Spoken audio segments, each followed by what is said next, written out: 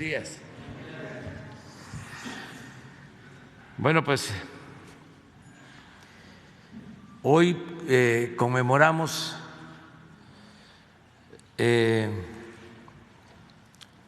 110 años del inicio de la Revolución Mexicana, todo un acontecimiento. Se trata de la primera revolución social del siglo XX en el mundo. Es un movimiento de gran trascendencia porque el pueblo de México luchó por dos grandes demandas: la justicia y la democracia. Se avanzó, no fue en vano el sacrificio del pueblo, se avanzó mucho en el terreno de la justicia. Gracias a la revolución se mejoraron las condiciones laborales, se estableció la jornada de 8 horas, el salario mínimo, el descanso obligatorio y otras prestaciones sociales que quedaron plasmadas en el artículo 123. Se entregó la tierra a los campesinos. El porfiriato se caracterizó por la concentración del territorio en muy pocas manos, y con la revolución se distribuyó la tierra, se entregó la tierra a indígenas, a campesinos, se reconocieron los derechos de las comunidades, de los pueblos, que incluso se habían otorgado durante la colonia y en el porfiriato se habían desechado y se les habían invadido sus tierras a los pueblos originarios. Eso fue lo que sucedió en Morelos. Los hacendados invadían las tierras de los pueblos por el auge en la producción de caña. Cada vez se apropiaban y ampliaban sus posesiones a costa de la tierra que pertenecía a los pueblos. De ahí surge Zapata, porque la hacienda El Hospital se extiende, se expande por la producción de caña y empiezan a invadir las tierras de su pueblo, de Anenecuilco. Y como el gobierno era de ellos, era de los hacendados, pues todos los trámites que se hacían no eran atendidos. Llegó a decir el dueño de la hacienda El Hospital que si los de Anenecuilco querían sembrar, que lo hicieran en maceta. Entonces, con la revolución se entrega la tierra a los campesinos. Al principio es el reparto en Morelos, por Zapata, ahí participan jóvenes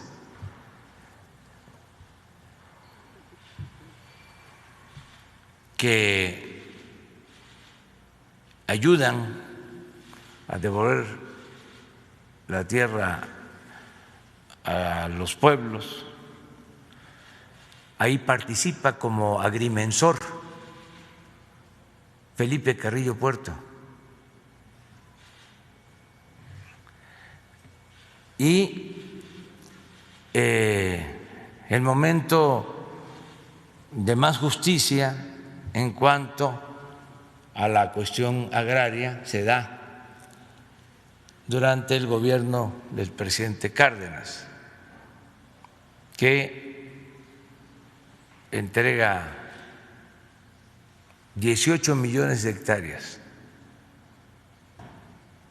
a 1 millón de familias campesinas de aquel entonces.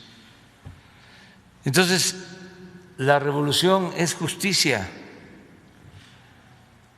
para el obrero, justicia para el campesino, justicia para la gente pobre.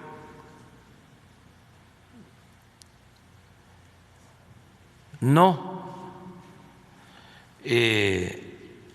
fue así en el terreno de lo político. No se avanzó en conseguir la democracia. La revolución no pudo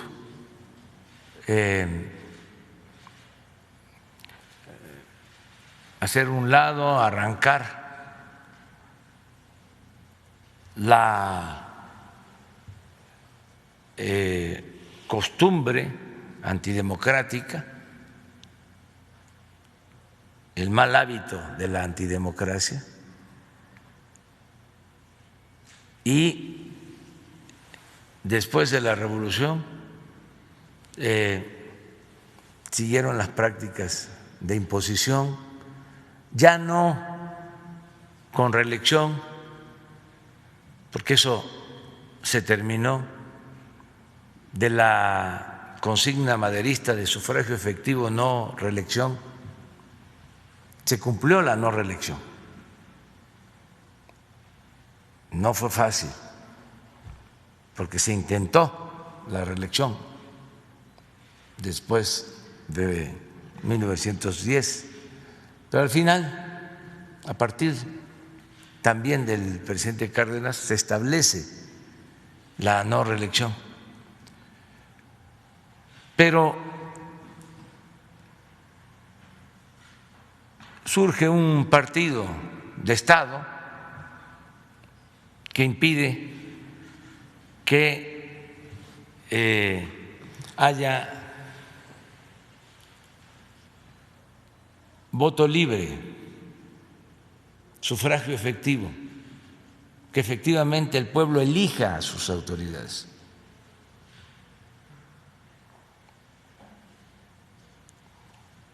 Esa fue la asignatura pendiente de la revolución. Ahora estamos dando los primeros pasos para que esa demanda se pueda cumplir, se establezca el hábito democrático en el país, que no lo hemos tenido desde hace mucho tiempo, podría decirse desde siempre, o solo en momentos muy estelares de la historia.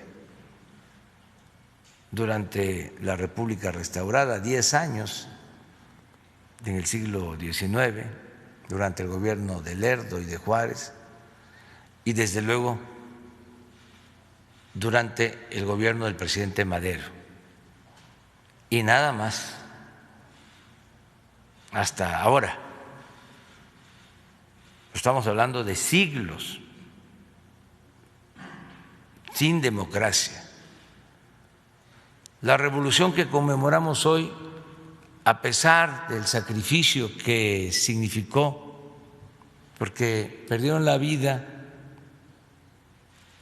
1 millón de mexicanos, tanto por la violencia como por las enfermedades, el hambre, las epidemias.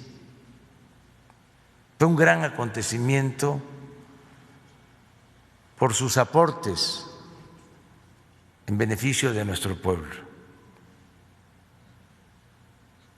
por lo que ya mencioné, la justicia laboral, la justicia agraria, algo que se le debe a la revolución, el que se haya establecido en la Constitución del 17 el dominio de la nación sobre nuestros recursos naturales. Eso no era parte de la legislación o del derecho en otros pueblos. Por poner el ejemplo, en Estados Unidos, en la tradición anglosajona, el dueño de la tierra era el dueño del subsuelo. Y eso es lo que querían las compañías petroleras extranjeras, que si tenían grandes extensiones, sobre todo en el Golfo de México, en las tierras del Golfo de México, que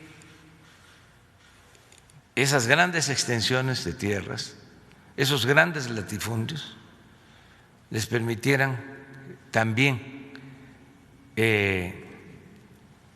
quedarse con lo que estaba debajo de esas tierras, el petróleo, porque así estaba en la legislación y sigue manteniéndose en la legislación de Estados Unidos.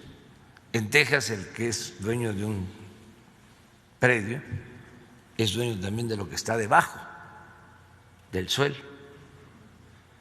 En México, en el artículo 27 que se aprueba, se establece que la nación es la dueña de los recursos naturales y del subsuelo, en particular del petróleo. Esto fue un gran avance. El petróleo es de la nación, ni siquiera es del gobierno, ni del Estado, es de la nación. Todo eso se lo debemos a la Revolución Mexicana. Por eso no podemos olvidar este gran acontecimiento histórico. Es la tercera transformación en la historia del país. La primera fue la independencia, la segunda la reforma y la tercera la revolución, que un día como hoy inicia, en algunos casos desde antes, desde luego, pero el llamamiento que hace el presidente Madero es para que el pueblo de México tome las armas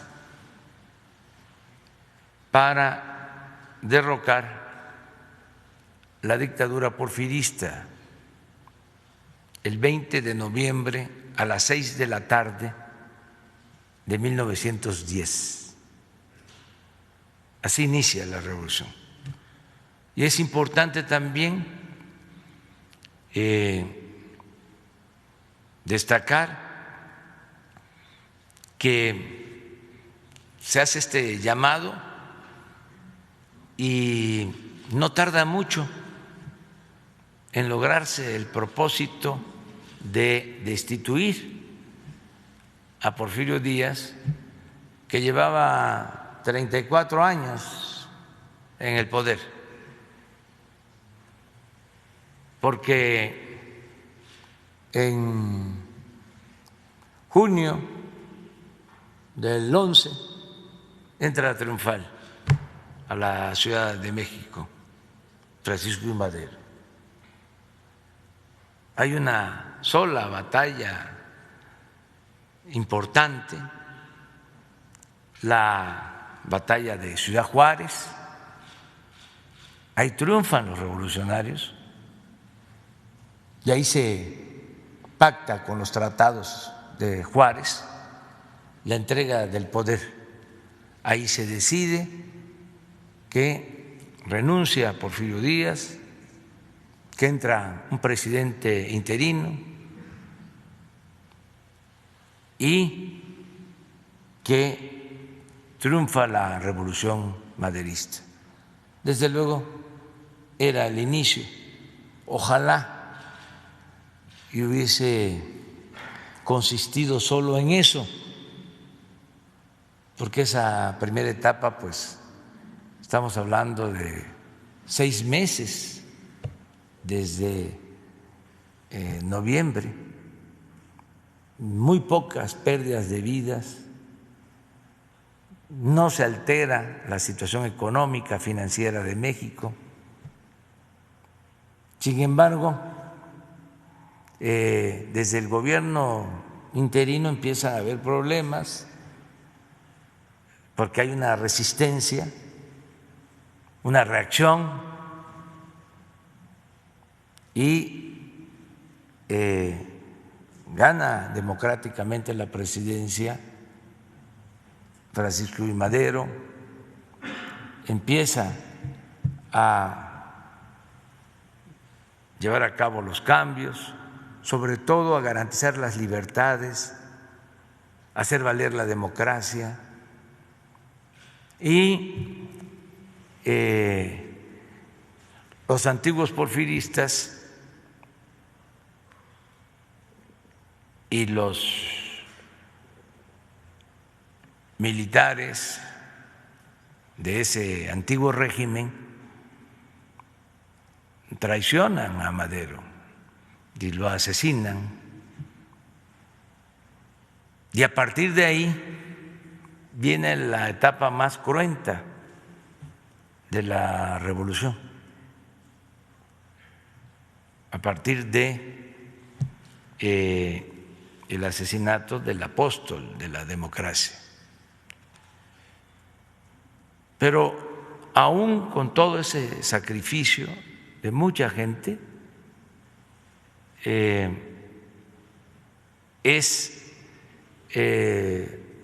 mucho más lo que aportó la revolución en el terreno de las libertades, de la justicia, de la soberanía. Por eso no debemos de olvidar. Hay insensatos que dicen que estaba muy bien el régimen porfirista, los conservadores, desde luego, pero ¿cómo iba a estar bien el régimen porfirista que llevó a una revolución? Si hubiese estado bien, si hubiese significado un buen gobierno, la gente no hubiese tomado las armas para deshacerse de ese régimen en el que había esclavitud, en el que todo se concentraba en unas cuantas manos, donde no había libertades, no había democracia. Además, muchísima pobreza en el pueblo. Vivían muy bien los de las élites, pero el pueblo vivía en la más completa pobreza, en el abandono, en materia de prestaciones laborales. Era trabajar 16, 18 horas. No había día de descanso obligatorio. No había salario justo. No se garantizaba el derecho de huelga. Ningún derecho. Y grandes injusticias en cuanto a el trato a indígenas, a campesinos. Baste recordar lo que hicieron con los mayas, con los mayos, con los yaquis, cómo los asesinaban, los deportaban a trabajar como esclavos en las haciendas del sureste para arrebatarles sus tierras. Y en el terreno de la democracia, pues imagínense, llegó por una sonada militar Porfirio Díaz a la presidencia, derrotó militarmente al gobierno de Sebastián Lerdo de Tejada, lo expulsaron a Lerdo y a su gabinete del país en 1876, y a partir de ahí solo un hombre, México, país de un solo hombre, Porfirio Díaz, desde 1876 hasta 1911, hasta que se tiene que embarcar en el Ipiranga y irse a París, a Francia. Entonces, ¿cuál buen gobierno? Hacía falta la revolución. Sí, es lamentable el que hayan perdido la vida muchos mexicanos. Son enseñanzas de la historia. Por eso nosotros vamos a seguir cuidando que esta cuarta transformación de la vida pública de México se lleve a cabo de manera pacífica, que la transformación siga avanzando por los cauces legales, por la vía pacífica, democrática, y es de celebrarse que se ha ido consiguiendo este propósito de transformar a México sin violencia, con la confrontación política propia de cuando se lleva a cabo una transformación. Sí existe, desde luego, todo el tiempo ha existido un pensamiento conservador, y en los momentos de transformación emerge, surge una reacción conservadora, pero eso es consustancial a la democracia. No es nada que nos deba de preocupar. Lo que hay que evitar es la violencia, el que podamos dirimir nuestras diferencias de manera pacífica por la vía electoral, Por eso son muy importantes las elecciones y por eso es muy importante también el afianzar el sistema político democrático, hacer valer la democracia, hacer realidad la democracia. Elecciones limpias, libres, que sea el pueblo el que decida sobre los asuntos públicos. Vamos hoy a tener esta conmemoración a las 9. Vamos a estar en el Monumento a la Revolución porque se van a entregar también reconocimientos a oficiales, a soldados, a quienes han ayudado mucho con la pandemia, y también se van a entregar los ascensos a oficiales del Ejército, y vamos a recordar con escenas lo que fue la revolución, la participación de ese gran presidente Francisco I. Madero, un hombre bueno, con principios, el presidente con más vocación democrática que ha habido en nuestro país. Hemos tenido muy buenos presidentes, patriotas, con mucho amor al pueblo, pero el más democrático de todos, sin duda, ha sido Francisco I. Madero. Entonces, hoy vamos a esta conmemoración a las 9 en el Monumento a la Revolución. Se va a transmitir todo esto porque no podemos convocar a muchos ciudadanos, tenemos que guardar la sana distancia, y por la tarde, desde las 4 de la tarde, vamos a entregar en el Campo Marte estímulos a deportistas. Ustedes deben de recordar que hace aproximadamente un año del Instituto para Devolver al Pueblo lo Robado se entregaron apoyos a los deportistas que participaron en los Juegos Panamericanos.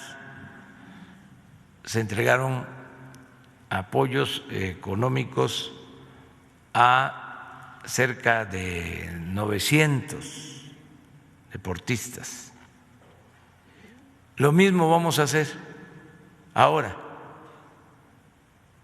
apoyos directos a estos deportistas para que sigan entrenando. La vez pasada era con el propósito de que se prepararan para la participación en la Olimpiada. Como por la pandemia se suspendió, ahora les vamos a dar estos apoyos porque esperemos que sí se lleven a cabo las Olimpiadas y que ellos se sigan preparando.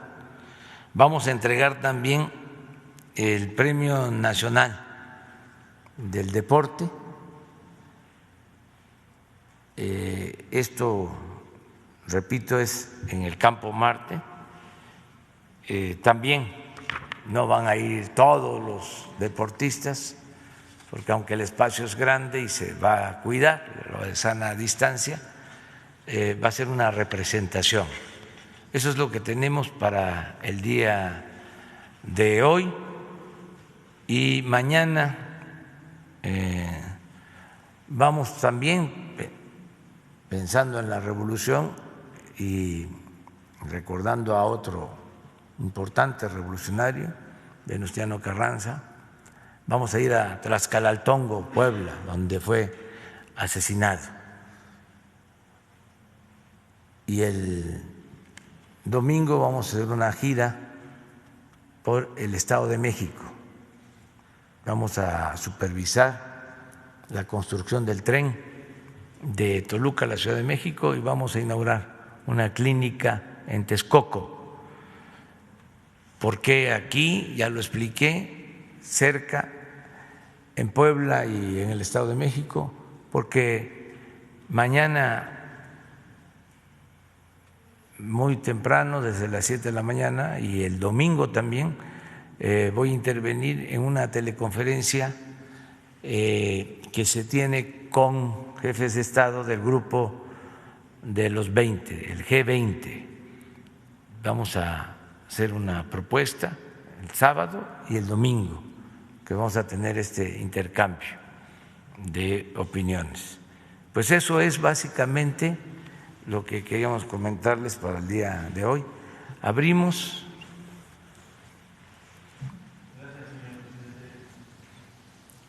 Gracias. Arturo Páramo, Grupo Imagen Excelsior. Buenos días compañeros. Dos temas yo quiero platicar con usted, señor presidente. El primero, estuvo de visita en México Arantxa González Loya. Ella es ministra de Asuntos Exteriores del Reino de España. En una entrevista ella comentó que lo que usted ha pedido a lo largo de varias intervenciones, varias ocasiones, que España se disculpe por la conquista de entonces los pueblos que vivían en este país. Usted ha pedido que haya una disculpa pública por el sufrimiento que se infringió hacia esos pueblos.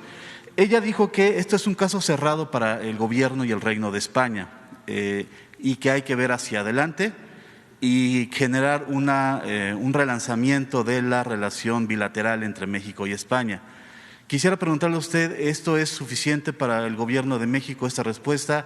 ¿Ustedes oficialmente sí seguiría solicitando esa disculpa por parte del gobierno de España? Y si este relanzamiento es viable en este escenario, señor presidente.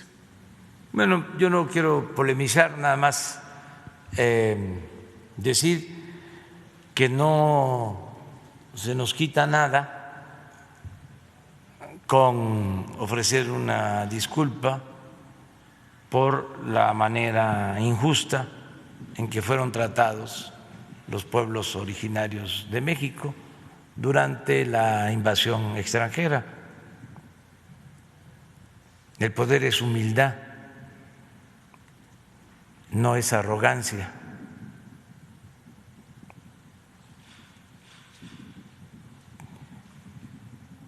Pero cada quien es libre de manejar su política exterior. Nosotros somos respetuosos del principio de no intervención y de autodeterminación de los pueblos. Consideramos que sí hubieron abusos y que ha pasado el tiempo, pero todavía existe pues este deseo de reivindicación, de justicia, de perdón.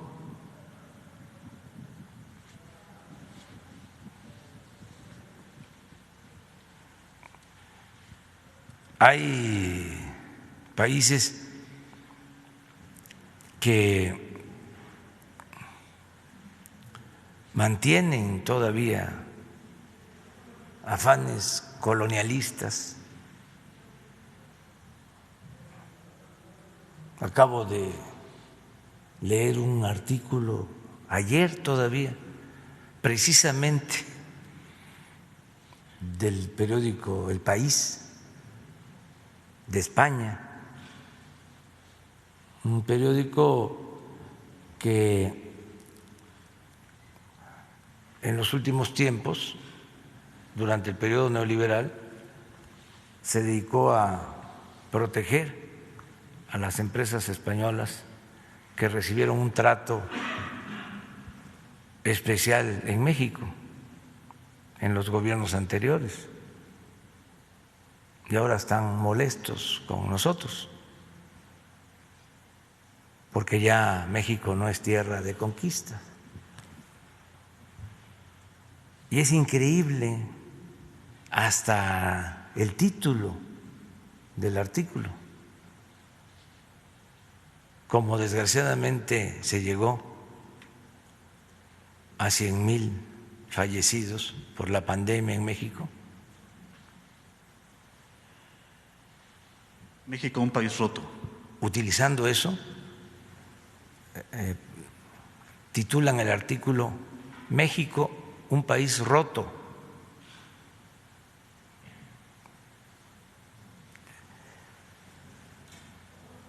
Desde luego, hubieron respuestas en las redes sociales. Yo vi una que me gustó mucho,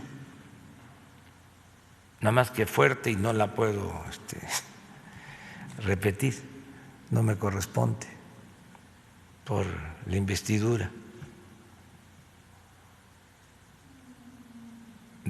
Acerca de cómo se atrevían, ¿no?,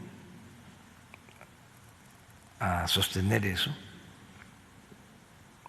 cuando en España la situación de la pandemia afectó más, cosa que nosotros lamentamos mucho,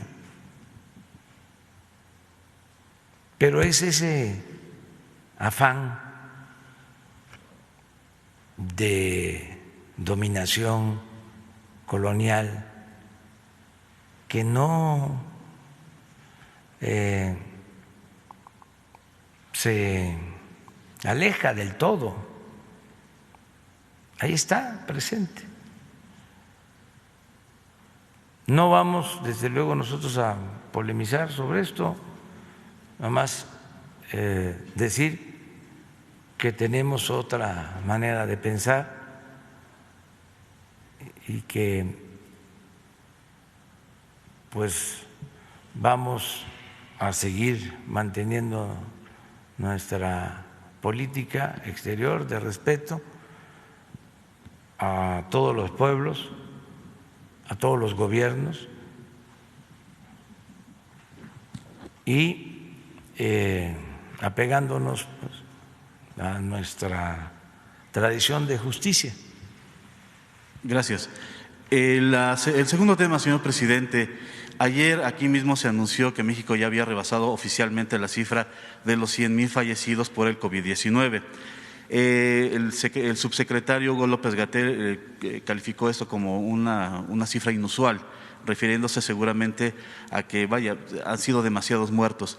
Mi pregunta sería, ¿el gobierno mexicano va a mantener su política hacia la pandemia? Es decir, todas las medidas de salud que se han establecido hasta ahora.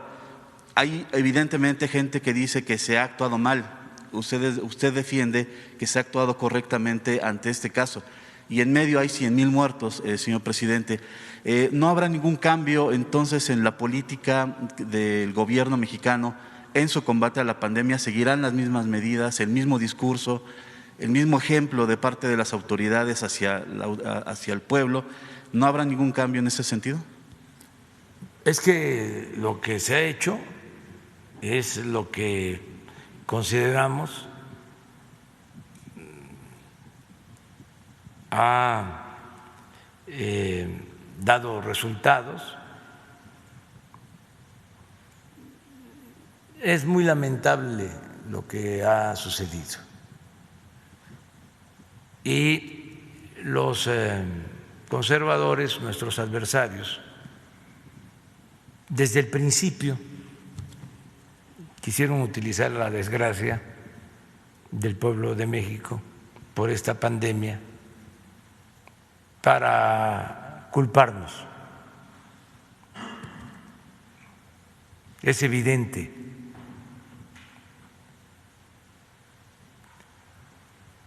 No se toma en cuenta que nos heredaron un sistema de salud totalmente destruido y que en muy poco tiempo creamos una infraestructura de salud para atender a los enfermos y que se tomaron medidas acertadas cuando se llamó a la gente a que se cuidara en sus domicilios y que no nos pasó como en otros países en donde no habían camas, no habían ventiladores, estaba la gente en la calle esperando ser atendida, porque se supo en su momento controlar la pandemia, en el momento más difícil, se supo disminuir el número de contagios para que nos diera tiempo y tener toda la infraestructura, las camas, los equipos, los médicos que no habían, porque heredamos un déficit de médicos en el país como fruto podrido de la política neoliberal, y que no me gustan las comparaciones, menos en esta situación de desgracia, pero a nuestros adversarios se les olvida ver lo que está sucediendo en otros países y comparar.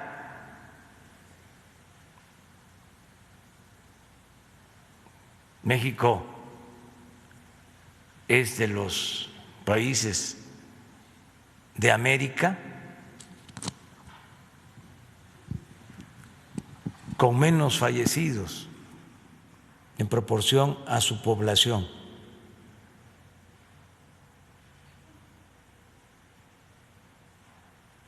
Nada más, y ofrezco disculpas a los españoles porque respeto mucho a ese pueblo,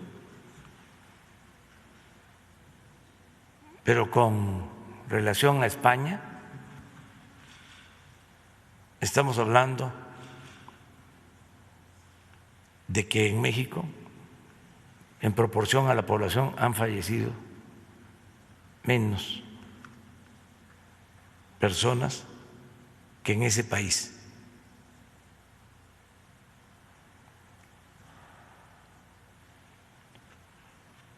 Hemos hecho todo y lo vamos a seguir haciendo. Hace 2 días dimos aquí a conocer un nuevo convenio con hospitales privados. Ha sido heroico el trabajo de médicos, de enfermeras, que han arriesgado la vida por salvar vidas. Una situación muy difícil, muy dolorosa. Y es muy lamentable también en que en esta situación, esta circunstancia de dolor, se viva una temporada de sopilotes o se padezca de una temporada de sopilotes. Nosotros vamos a seguir cumpliendo con nuestra responsabilidad. Lo han hecho muy bien los médicos, las enfermeras, muy bien los responsables de llevar a cabo esta estrategia. Son de los mejores del mundo. Nunca se había tenido un secretario de salud con tanto conocimiento.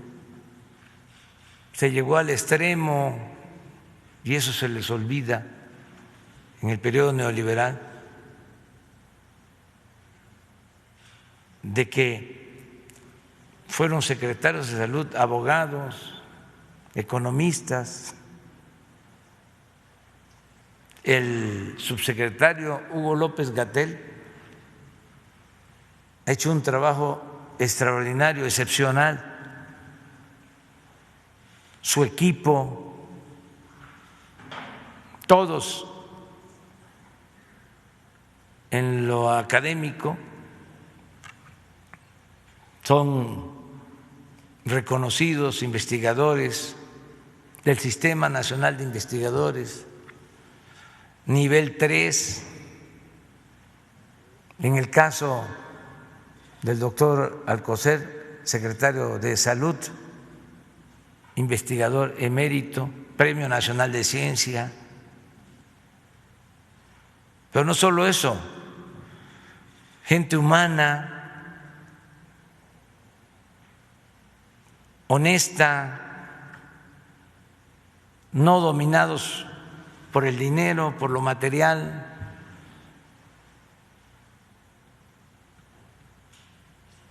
Sino con una dimensión social. Han trabajado día y noche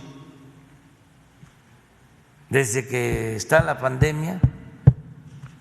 En ningún lugar del mundo se ha informado tanto como en México, todos los días.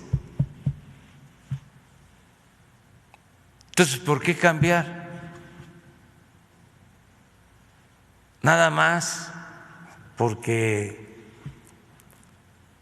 a los que medraban, robaban, no les gusta lo que estamos haciendo o no quieren vernos en el gobierno. Es como lo de las inundaciones, todos estos pasquines, el Universal, el Reforma, hablando de que no se atienda a los damnificados. Claro que se atienda a los damnificados y se les va a atender en todo, como nunca se atiende a los pobres, a los necesitados, a los damnificados. A los que no se atiende es a los que se dedicaban a saquear, a robar, a estos periódicos, a estos damnificados por el cambio, que ya no están medrando del presupuesto público, que ese es su coraje, y por eso se dedican a estarnos atacando, a calumniar todos los días. Lo que le hicieron al presidente Madero, nada más que ahora, a diferencia de entonces, pues hay más libertades, se cuenta con las redes sociales. Imagínense en aquel entonces lo difícil que fue responderles. Se unieron todos en contra del presidente Madero para defender la política porfirista, aún sin Porfirio. ¿Cómo sucedió aquí? Y sigue pasando, es el salinismo como política, que es lo que representa el modelo neoliberal mexicano. ¿En qué consiste esa política? Bueno, pues en beneficiar a una minoría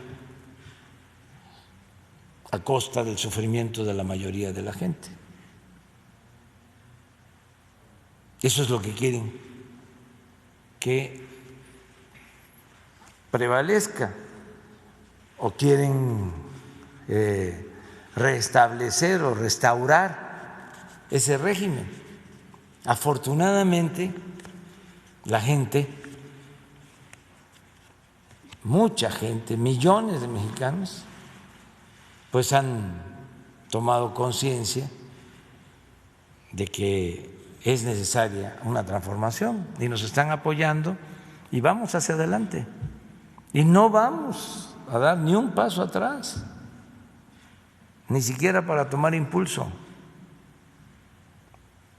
Y miren que ha sido difícil enfrentar la crisis sanitaria, la crisis económica, sin dejar de avanzar para transformar al país. Porque lo más importante de todo, y por eso la desesperación de nuestros adversarios, es la transformación. Eso es lo más importante. Porque si no hay transformación, se va a mantener la peste de la corrupción,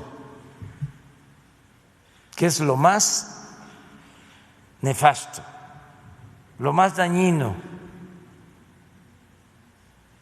el mal que más ha dañado a México.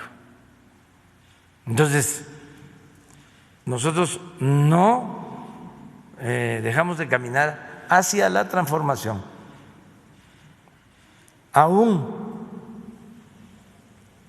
con esta adversidad de crisis económica, de crisis sanitaria. Es decir, sigamos avanzando, acabemos con la corrupción, acabemos con la impunidad, que haya justicia, que el presupuesto le llegue al pueblo, que ya se termine con los grupos de intereses creados, que se separe el poder económico del poder político, que no sean unos cuantos los dueños de México. México es de todos. Y ese es el proceso que va hacia adelante. Y tenemos que continuar y con dos consideraciones. Una, que procurar siempre que se garanticen las libertades, siempre, ante cualquier circunstancia. Y lo otro, para el caso nuestro, en nuestra intimidad, mantener principios y mantener ideales. Porque si uno está bien con su conciencia, puede uno enfrentar cualquier agravio. Está uno protegido. Es como un escudo cuando se lucha por un ideal, cuando se lucha por un principio, por una causa justa. No pasa nada. Hay simpatizantes nuestros que se enojan mucho, se preocupan, se molestan, ven este artículo que les menciono de El País y se enojan. Yo les comentaría que desde luego que tienen derecho pues a enojarse, ¿sí? Que eso demuestra que tienen pasión, que tienen convicciones, pero que también se piense que se está llevando a cabo una transformación. No es cualquier cosa, no fue más de lo mismo. Yo, con todo respeto, no soy Salinas, no soy Zedillo, no soy Fox, no soy Calderón, no soy Peña Nieto.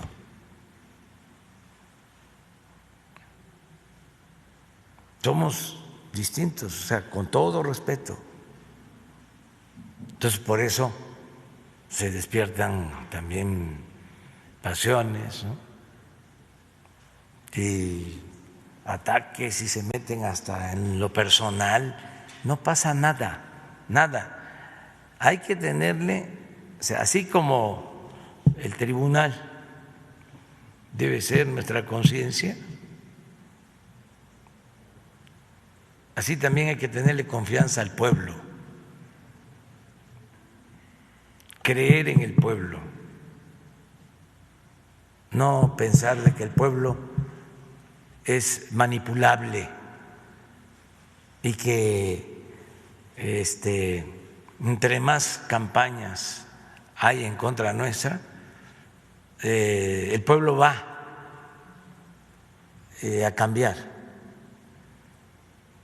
o lo van a convencer de que era mejor el tiempo de la robadera, del bandidaje oficial.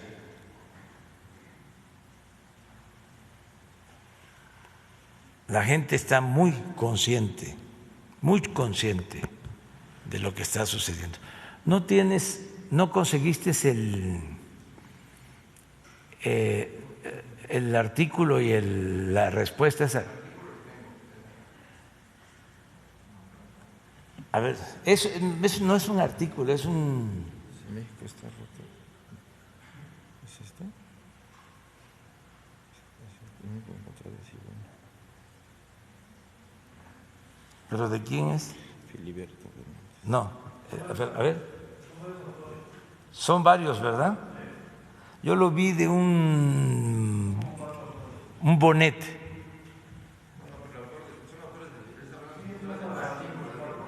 Ah, sí, pero yo voy a la respuesta. Sí, el artículo es del País. Sí, y pero la respuesta que me gustó, que yo creo que es media cuartilla. En Facebook, sí. Yo creo que es en Facebook. Lo vi hoy en la mañana.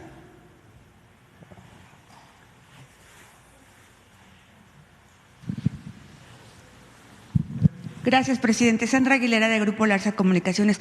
Presidente, hemos estado haciendo una investigación periodística acerca de la Secretaría de Comunicaciones y Transportes y nos hemos dado cuenta que hay muchos funcionarios que llevan muchos años en varias administraciones donde manejan centros de inspección físico-mecánicas, licencias de conducción y concesiones de transporte público que se autoconcesionan.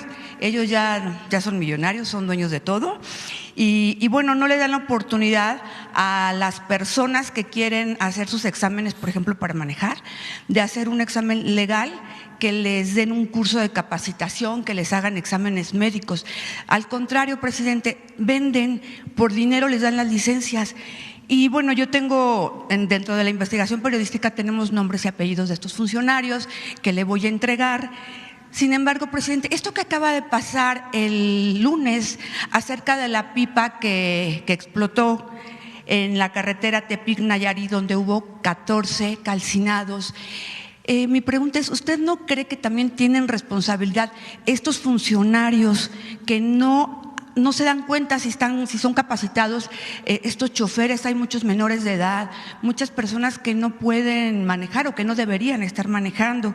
Y por otra parte, presidente, le quería preguntar, ¿cuándo se hará la limpieza de los funcionarios en la Secretaría de Comunicaciones y Transportes, como usted ya lo había mencionado, como se hizo en Conagua y en Cofepris? Gracias, presidente.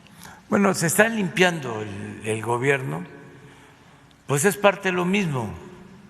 Hablaba yo de que Porfirio Díaz dominó 34 años la política neoliberal,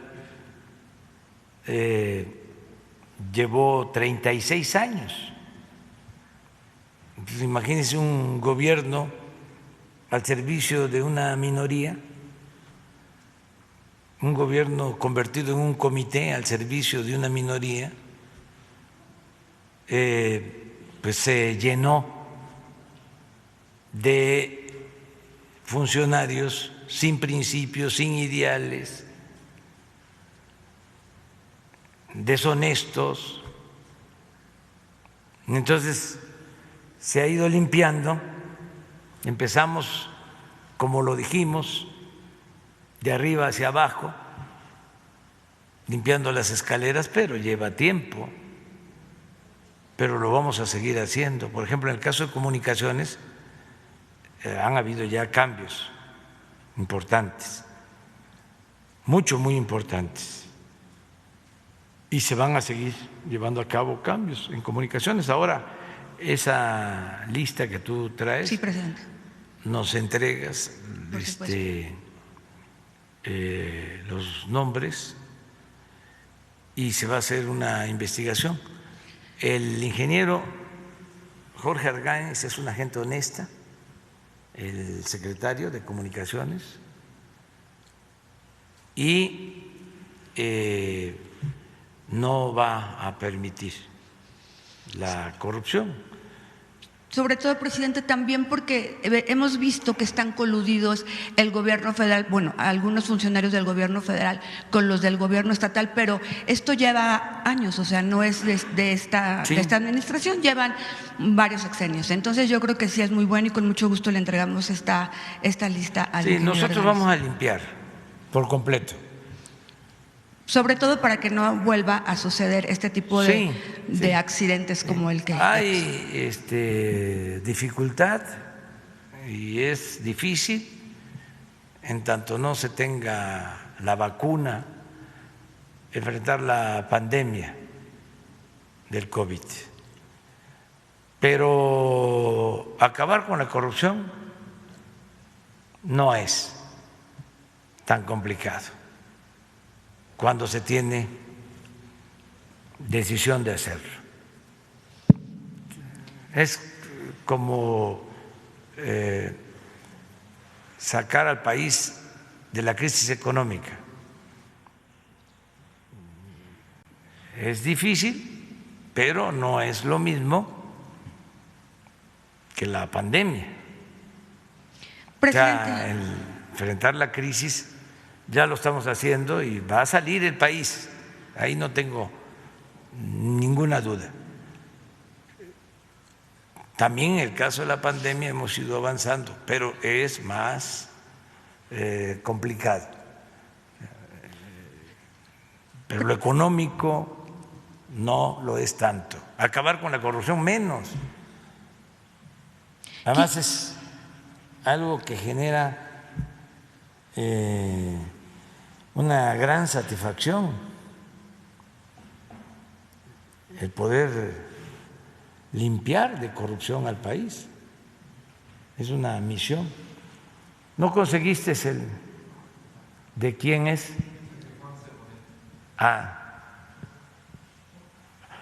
Está fuerte. ¿Lo ponemos? Sí. A ver, pero pon para que no vayan a… Pon el del Universal, digo, del País. No hay mucha diferencia.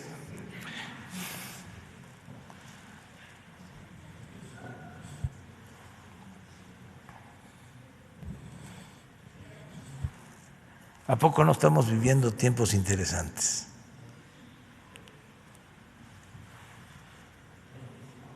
Mire, 100,000 muertos en México, radiografía de un país roto. Nada más los subtítulos, porque también me imagino que es sí, una monserga.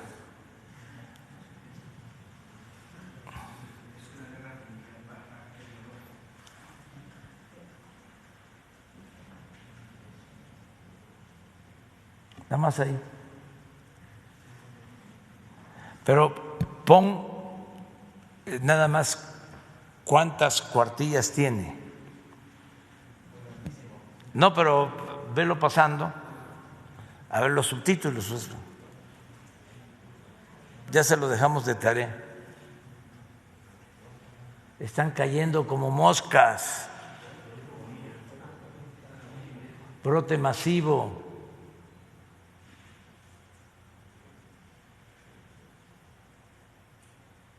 A ver, regrésale ese. ¿Qué dice? Hugo López-Gatell.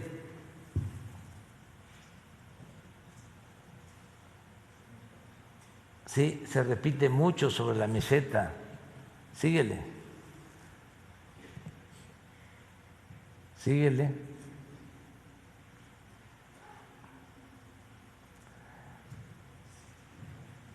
El baile de datos en México. Oh, el Washington Post dice.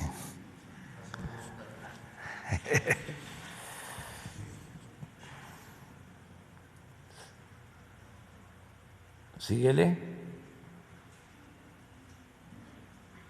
Ah, la Institución Mexicana de Seguros, también una fuente para demostrar lo que pues todos sabemos. Seguir a ciegas el curso de la enfermedad. Síguele. Por ejemplo, la Ciudad de México. Síguele. La crisis de la capital. Síguele. Síguele.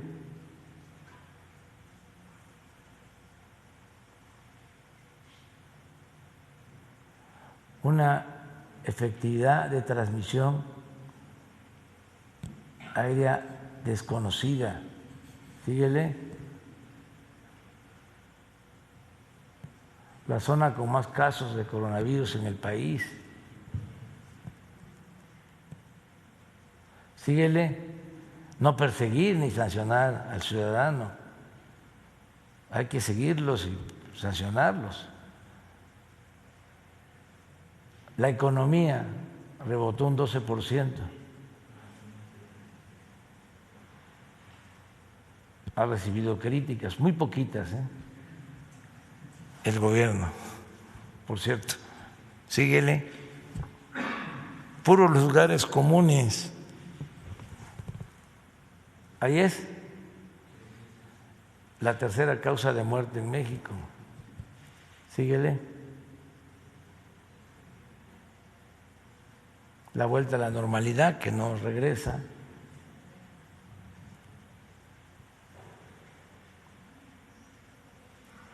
Miren cuánto. Síguele.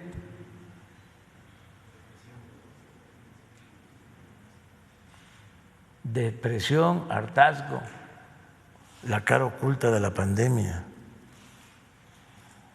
No, pues sí. No les gustó lo de Repsol ni de lo de Iberdrola. Uno de los países más obesos del mundo.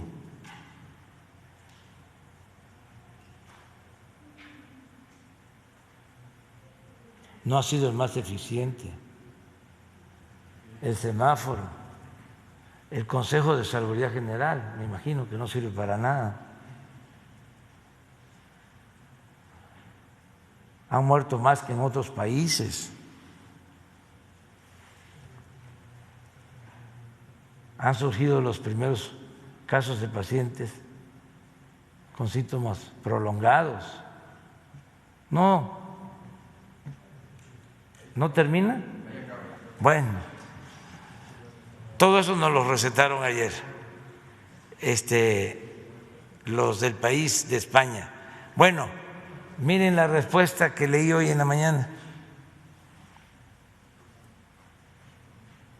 Esto, nada más, de un ciudadano que no conozco. ¿Lo lees tú? 9 años más de cárcel. Bueno, sí, es Juan C. Bonet en su página de Facebook. Pero le ofrecemos disculpa, ¿no? No pues le pedimos. Sí, es un ciudadano que opinó, pero no le pedimos no se pidió autorización, pero ya está en las redes, ¿no? No, ya es público. Ya. Lo que se publica ya no es privado, digamos. Dice, bueno, Juan C. Bonet dice: El País, un periódico otrora serio, hoy tiene los blanquillos de decir que somos un país roto. por las 100,000 muertes por coronavirus. Por supuesto que es una tragedia y cada muerto es una historia y una familia rota que merece todo nuestro respeto. Pero ¿de veras nos van a llamar rotos con las cifras que tienen en su país? Con la gestión de pandemia que ha hecho la Comunidad de Madrid, dejando morir ancianos en sus asilos, siendo casi una ciudad en estado de sitio, ¿de verdad se atreven ustedes a llamarnos un país roto? Les recuerdo, señores del país, que aquí nunca se saturaron los servicios de salud y las autoridades trabajan día y noche para expandir capacidades y dar un servicio sanitario y digno, público y digno. Todo lo contrario que sus impresentables autoridades comunitarias de Madrid, que no saben ni hablar castellano, traten de descifrar a Ayuso, y lo único que se les ocurre es dar contratos millonarios a hiperconstructoras, contratar curas y privatizar la salud aún más, en vez de contratar médicos o dar contratos dignos a los que ya tienen.